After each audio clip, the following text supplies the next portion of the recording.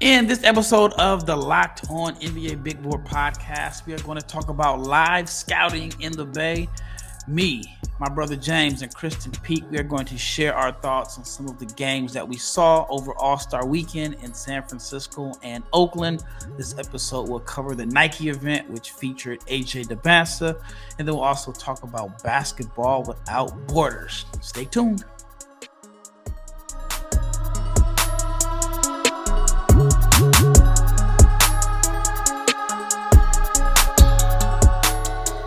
Big shout out to each and every person that has made the Locked On NBA Big Board podcast your first listen of the day. I am your host, Rafael Barlowe, along with my two co-hosts, my brother James Barlowe and Krysten Peek. If you're watching on YouTube, you just see me. You don't see them on the screen. That is because we had some issues with logistics as far as getting everyone's schedule to coordinate with the travel between San Francisco to various locations. So I was able to, or I had to record this episode in different times. And so you'll see me go back and forth between James and Krysten. Before I get into this episode, I want to let you know about the Locked On newsletter. Check it out at lockedondaily.com. It is your one stop for ultimate team and league coverage. So whichever team you support, whether it is Locked On Lakers, Locked On Mavericks, Bulls, Knicks, you can check it out at lockedondaily.com. Again, one stop for ultimate team and league coverage, delivered right to your inbox every single day. And if you are not subscribed to the YouTube channel, please subscribe, like, share, comment, click the bell so you can be notified every time we drop an episode. Like I mentioned, this episode is going to be a little bit different. First, we're going to talk about the Nike Futures event, which I wasn't there. I missed the event on Friday, but James was in attendance and Krysten was also there. She called the game. So they're going to share their thoughts. Of course, you got to talk about AJ Dybantsa, who had, I'll let them tell you, but he had a performance that left a lot of people talking about him on Saturday at Basketball Without Borders as Utah Prep faced off against Jermaine O'Neal's team in Dynamic Prep, which is a school out of Dallas, Texas, or the DFW area. But first, James is going to share his thoughts on the Nike Futures event, which took place Friday night in Oakland. All right, now joining me is my brother James Barlowe. James was actually at the Nike Future game, and this was his first time live scouting AJ Dybantsa. So, James, tell me what you thought about the overall setup. I mean, I didn't see the court, but it looked like it was a nice setup. And then what were your thoughts on the NBA Future game and seeing AJ live, even though it seemed like it was somewhat disappointing? The setup was amazing.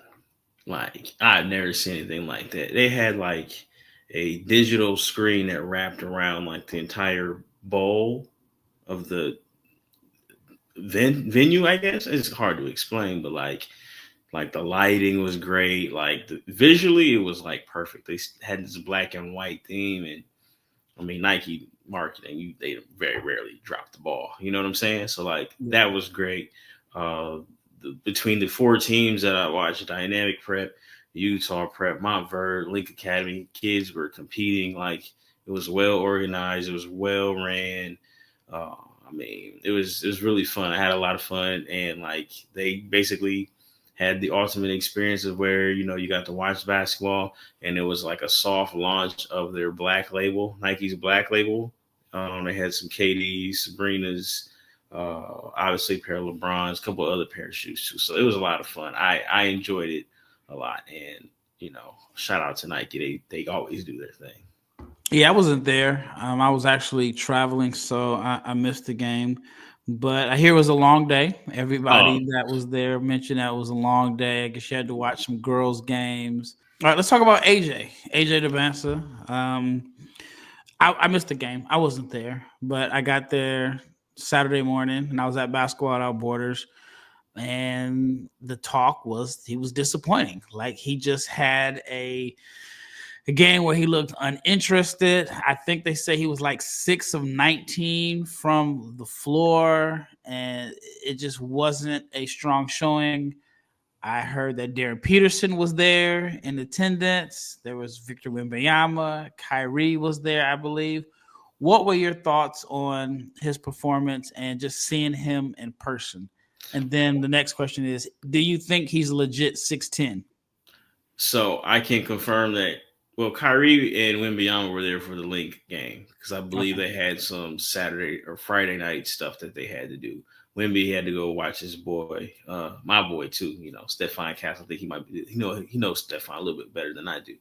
But Wemby was there in the first game. Kyrie was there first game. Darren Peterson was definitely there for the Utah prep dynamic prep game. My thoughts on AJ. This is my first time watching him live. I've seen him play on TV. I've seen obviously clips on Synergy. Clips on Synergy don't tell the whole story. And I'm not even going to sit here and say that this is the entire story, but he was definitely disappointing. Now, from a talent standpoint, that dude is extremely talented. And dynamic prep coached by Jermaine O'Neal. Jermaine O'Neal is born at 78, 79, 80. So he's seen T-Mac. AJ Dybantsa reminds me of T-Mac. So he had the perfect scheme for AJ. We're going to crowd him, and he's going to see at least three guys. On the ball guy, which happened to be Jermaine O'Neal Jr., who's going to SMU. And there was a guy on the elbow, and there was a guy ready to cover help side defense. And AJ kids have bad days. I almost feel for him because he is like the future of Nike, and there's just crowds and cameras and everything. And that to me has to be draining. Like off, not even the same subject, but we saw Anthony Edwards, right, Ralph, at Adidas venue, right? And he just looked like he was just tired of everything that came along with, All-Star Weekend. Now imagine that for a 17-year-old, 18-year-old, like maybe that's what it was. But AJ didn't shoot the ball well, took a lot of tough shots, didn't really get a lot of paint touches in the half court. Maybe it's the defense. Some people on the internet don't think he has the greatest first step. I'll make that decision a little later, but he definitely struggled. It was a low energy game for him, and I just kind of wish he would have brought more energy. Again, some nights, 6-19, it happens. And he's clearly the stud on his team, right? But he just didn't have a lot of energy. Didn't bring a lot of energy on the defense end. And again, to answer your last question about him, he's every bit of 6'10".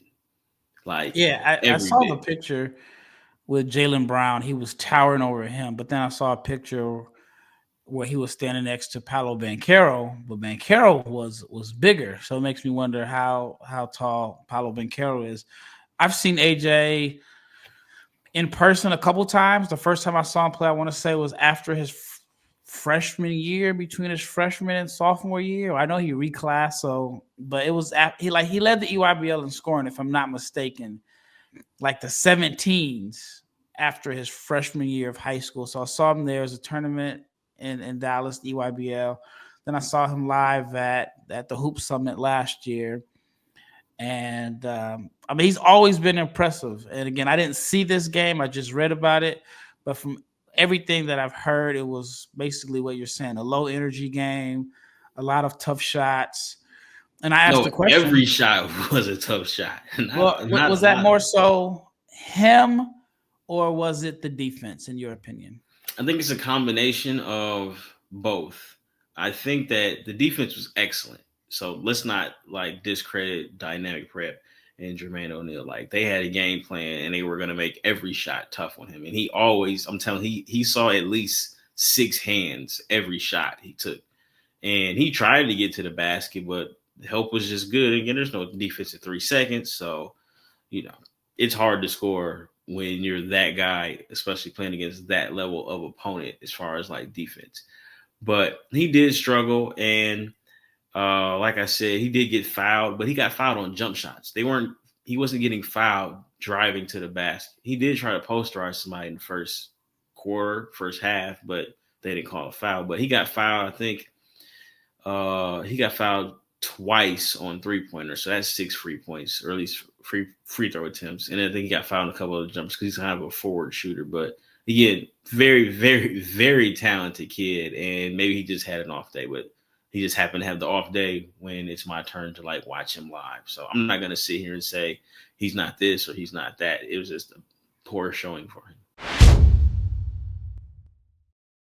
Now, this is a message from sponsor Intuit TurboTax.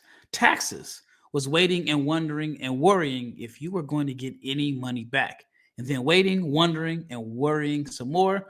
Now, Taxes is matched with a TurboTax expert who can do your taxes as soon as today. An expert who gives you your taxes their undivided attention as they work on your return, while you get real-time updates on their progress so you can focus on your day. An expert who will find you every deduction possible and file every form, every investment, everything with 100% accuracy, all so you can get the most money back guaranteed. There's no waiting, no wondering, no worries. Now, this is Taxes.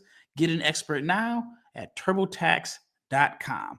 It is only available with TurboTax Live full service, real-time updates only in iOS mobile app. See guaranteed details at turbotax.com/guarantee. Obviously, a huge event, and Nike spent, from what it looks like, a lot of money. It's crazy because I got a notification on the Nike app that AJ Dybantsa is here. It's like they're already promoting him. All right, you've heard from James. Now let's hear from Krysten, who you actually called the games, right? I did, yes, You on called Friday. the future game and Basketball Without Borders. Yes. By Sunday night, I was like, I went to dinner with my aunt and my cousin and his family, and I like was not talking. I'm like, I can't, no more talking. No, I totally get it. All right, so I want to hear your thoughts. Just get right to it about the future game, about the venue, which James shared his opinion, saying it was incredible, and then we just got to dive right into AJ and your honest thoughts about AJ's performance. Yeah, the venue was ridiculous. Nike always does this, so I'm sure whatever James said, I will double down and say the same thing. Victor Wembanyama came to the first game, and he handed out the MVP trophy to Davion Hannah from Link Academy. They actually beat Mount Verde by 1 point. And it was a really low scoring game. It was 40-39. But the main event was Utah Prep with AJ Dybantsa against Dynamic Prep, Jermaine O'Neal Jr. Of course, Jermaine O'Neal is coaching that team. And Jaden Toombs was incredible in that game. Also, younger players like Marcus Spears Jr. and Ryan Hampton were also great for Dynamic Prep. But everybody that was there, it was sold out, standing room only. They were there to see the number one player in the country, AJ Dybantsa, and he struggled, and he'll tell you he struggled. He only had 21 points on 19 shots, but there were flashes of things that he could do. He almost had a poster, but it was Chris Nwali that was there meeting him at the rim, the Rutgers commit. And so, but you heard the entire arena. I had a headset on, and you heard the entire arena go, oh, because they've seen him do it before. I think where he thrives is the mid-range game. We see him work on that all the time. I saw him. That was the only focus that he had during the shoot around during the morning before, or during that morning. The game was obviously later at night at 8:30. And that's something that he's trying to be a master at. I mean, the way he just elevates over players is incredible. It's almost unguardable. And Dynamic Prep did everything that they could. It was first Chris Nwali in the first half that had the defensive assignment on Dybantsa, and then they switched it off, and it was Jermaine O'Neal Jr. who defended him in the second half, and that's when they went on their offensive run. And outside of AJ, I just want to say Anthony Falesi, it was probably the best game I've ever seen. The junior, who's originally from Utah, outside the Salt Lake City area, who is usually the third option offensively, he was the only one that could get things going in the second half for Utah Prep. So I wasn't at the game. I was on the plane, and I've heard so many different opinions. I heard them Saturday morning at Basketball Without Borders. And I do think that AJ has been so hyped, and he deserves the hype, to the point now where it's nitpicking. But I also think that maybe he's bored. You know, this schedule that they've had is pretty intense. He's still a kid. But everything I heard was nitpicking, to the point where people were saying, and maybe you can confirm this is true, that he didn't warm up with his team. He had like his own trainer before the game. And Yeah, and that's true. He wasn't doing the layup lines with the rest of the team. We saw him do the same thing at Hoop Hall Classic. And it's his trainer from the Oakland Soldiers, John McCall. AJ's in the gym with him every single day. And they were doing their own thing. I don't know if that has anything to do with the team chemistry and the struggles that they're having offensively. AJ was at his best stepping into shots when there was ball movement. But a lot of times it was this ISO situation and they brought the double and triple team. I mean, and it was really, really tough for him to get shots off and good looks at the rim. All right. Darren Peterson was there in attendance. He was there. True? Yes, correct. I saw him before the game. Yes, him and his dad. So I was hoping that there was supposed to be, at least on a schedule, Prolific Prep, which is where Darren Peterson goes. On their schedule, they were supposed to play on Sunday. And so Friday, I'm calling around. I'm asking a parent that plays for the team. I'm asking my connects at Adidas. And they were saying that, no, they couldn't get a matchup. And some are saying that it was because it was the Nike versus Adidas thing. And then, I've heard different things. But Darren Peterson had the 58-point game against AJ. I watched that game twice. I watched it twice. Anyways, go on.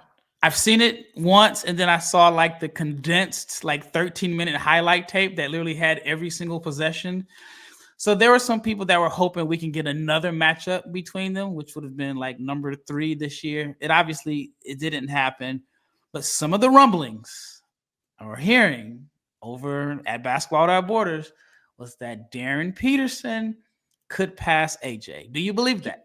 He's definitely closing the gap. And that's something that AJ would say as well. I mean, he'll give him his flowers. I think AJ still has an up defensively on him just with his length. That's 6'9" with a 7-foot plus wingspan and the way that he can guard basically every position on the court. No. It's not that he didn't guard him. He guarded JJ Mandaquit. So the first time around, we saw them go head to head. This is a smart decision from Darren Peterson. He said he knew because he was gassed at the end of the first game where he was sucking down mustard packets, trying not to get cramps. So he knew offensively that he has a slight edge up. So what did he do defensively? He didn't guard AJ. He maybe switched off on him a couple times. I was specifically watching for that. And instead he was guarding JJ Mandaquit and Anthony Falesi. So he had fresh legs offensively and was able to get shots off. So that was like a smart maneuver for Darren to not guard AJ in the second go around. Go back and watch the film. It's uncanny how he intentionally decided not to guard him this time around. And maybe that was a coach's decision, but it kept him fresh offensively. And we saw what he did. What was it? 28 points in the first half. It was unbelievable, the shots that he was getting off. So but I AJ think couldn't guard Darren. He struggled with his length. Did struggle. Yes, he did struggle just with his foot speed and everything. But I think with his length and what he'll be able to do at the next level and also in the NBA will give him an up defensively. I don't think either one of them are polished two-way players yet. AJ, obviously, his 3-point jumper has been an area of improvement this entire season. Obviously, Darren has that up in that category. I think nobody will be better in the midi range than AJ, just the way he can rise. But playmaking, that goes to Darren. So is he going to pass him? Maybe. Everybody, it's choose your own adventure, right? But definitely the gap is closing. And I think next year for the draft, with Darren at Kansas, he's going to have the ball in his hands. We don't know what's going to happen at BYU. Obviously, AJ is going to get his touches. I love that they're both in the Big 12, and we're going to see that matchup again. But yes, the gap is definitely closing. When it comes to grocery shopping and meal planning, I've had this ongoing problem. I just do not have the time between work life and trying to eat healthier. I was constantly feeling stressed out. I'd go to the grocery store, I'd buy things that I didn't need, and I'd end up with no time to actually cook and stick it to my health goals. That was a struggle too, but everything changed when I discovered Hungry Root. Honestly, it's been a game changer.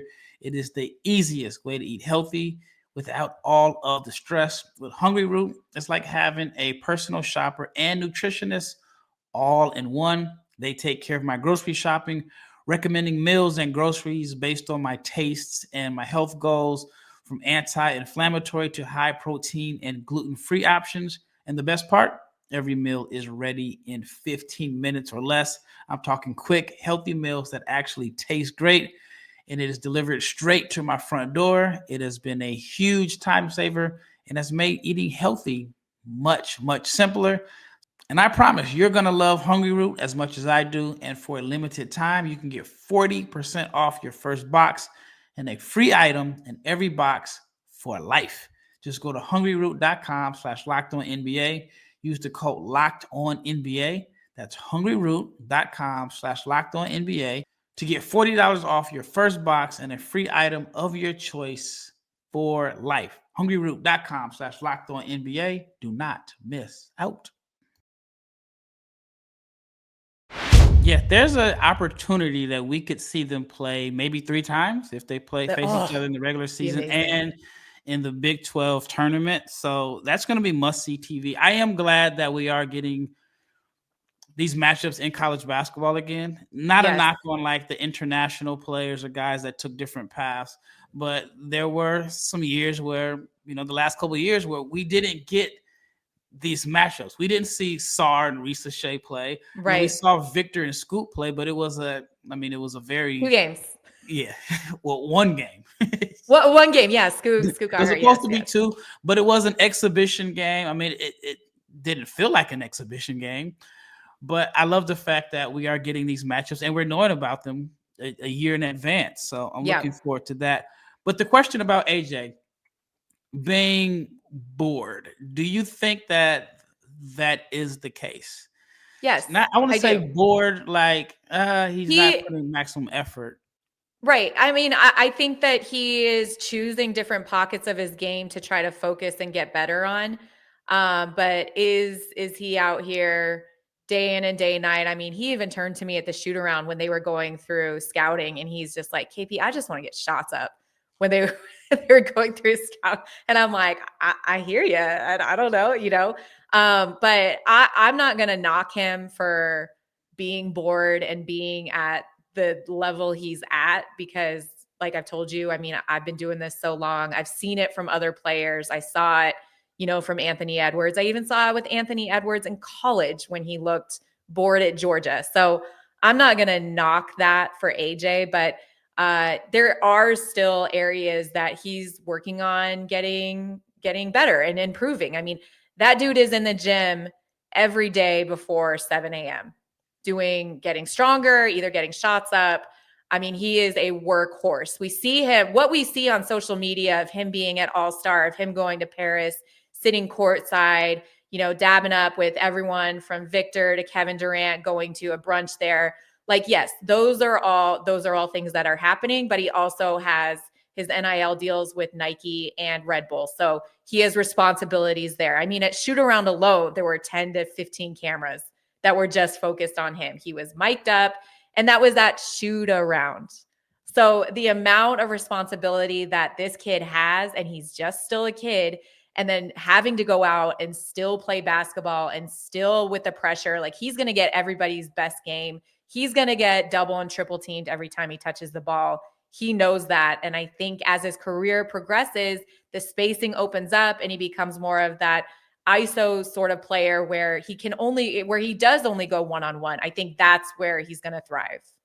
Yeah. And there's so much talk about even like NBA All-Star Weekend. I've been to plenty of All-Star Weekends. The players have so much responsibility. It's like the minute they play, the NBA players, it is their last game on Wednesday night or Thursday night. It's like there's a private jet waiting for them to fly them to the city. And it is just event. And of course that comes with the money and the responsibility. But then when you look at it from AJ's perspective, he had the responsibilities from his, from Nike, all the events that, people want him at. I mean, I even got a notification on my email from the Nike app about something about AJ, but he was expected to compete in a real game, not an all-star game. So I could see how it could wear on him. And at the end of the day, he is a kid. Right. He is a kid. Their schedule has been crazy, and he's getting paid, but it's almost like he's a professional because he's having to do the same responsibilities as the elite NBA players, not just Correct. the average NBA player, the elite NBA players. So I just wanted to get your opinion on it because I felt like it was just more nitpicking. It was more picking at the performance, but not a lot of context behind it. And so, I mean, nitpicking. It was probably one of his poorest shooting performances that I've ever seen from him. Yep. But he knows that. Everyone that there knows that. Yeah. All right, up next, we are going to talk about Basketball Without Borders. It was a three-day event. I was there for 2 days. And in the next episode, Krysten is going to share her thoughts because not only was she there, but she called the games. Well, that wraps up part 1 of this episode. So stay tuned for part 2, where Krysten and James are going to share their thoughts on Basketball Without Borders, which is absolutely my favorite event at every All-Star weekend. Stay tuned for episode 2.